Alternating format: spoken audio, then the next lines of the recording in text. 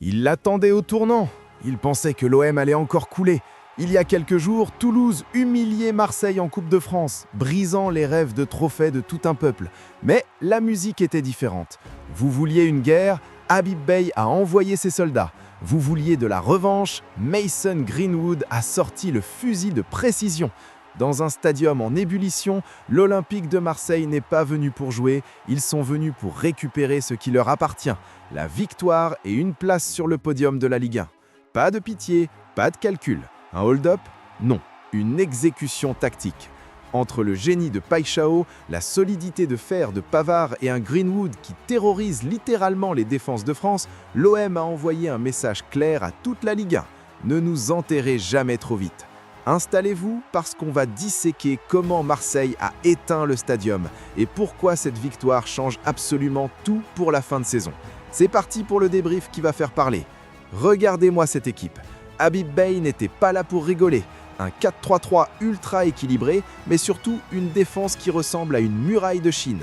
Rulli dans les cages, protégé par une charnière de patrons, Pavard et Balerdi. Sur les côtés, Weah et Medina. C'est du solide, c'est du lourd. Mais le vrai secret, il est au milieu. Kondogbia, Højbjerg, Timber, 3 pitbulls techniques capables de confisquer le ballon et d'asphyxier n'importe quel pressing. Et devant, l'armurerie lourde, Greenwood, Aubameyang et la pépite Paixão. En face, Carles Martinez Novel a tenté le coup du 3-4-3 avec ses violets. Sur le papier, c'est ambitieux, mais face à la dalle marseillaise, l'ambition s'est vite transformée en survie. Dès la 8e minute, le ton était donné. L'OM confisque le cuir, l'OM s'installe chez vous et l'OM ne compte pas repartir les mains vides. Toulouse a bien essayé de piquer avec Gbo et Sidibé, mais c'était comme essayer de rayer un char d'assaut avec un cure-dent. 17e minute, notez bien l'heure du crime. Tout part de Medina sur le côté gauche, il lance Paixão. Le gamin a du feu dans les jambes, il déborde, il lève la tête et il voit le prédateur. Un centre en retrait millimétré, chirurgical. Et là, Mason Greenwood surgit. L'Anglais ne court pas, il chasse. Une frappe puissante, sèche, sans aucune chance pour Guillaume Rest. Boum, 0-1. C'est son 15e but de la saison en Ligue 1. 15. On se rend compte de la statistique monstrueuse. Il ne lui faut pas 10 occasions, il lui en faut une. À ce moment-là, le stadium prend un coup de clim instantané. L'OM domine, l'OM punit. On a même cru au chaos total 10 minutes plus tard quand Cáceres commet une bourde monumentale. Aubameyang récupère, efface Rest, mais manque le cadre vide. On a frôlé le 2-0, on a frôlé le chaos technique avant la demi-heure de jeu. Marseille gérait, Marseille maîtrisait, Marseille marchait sur Toulouse. Mais attention, parce qu'un match de foot, ça ne dure pas 45 minutes. Au retour des vestiaires, le TFC s'est réveillé avec les crocs. Le pressing devient étouffant, l'entrée d'Hidalgo apporte du sang frais et Marseille commence à reculer. On a tremblé à la 54e minute. Gbo, encore lui, déclenche une mine dans la surface, la barre. La transversale de Rulli vibre encore. C'était le tournant du match. Si ça rentre, le stadium explose et Marseille peut s'écrouler. Mais la chance sourit aux audacieux. Et ce soir, la chance était olympienne.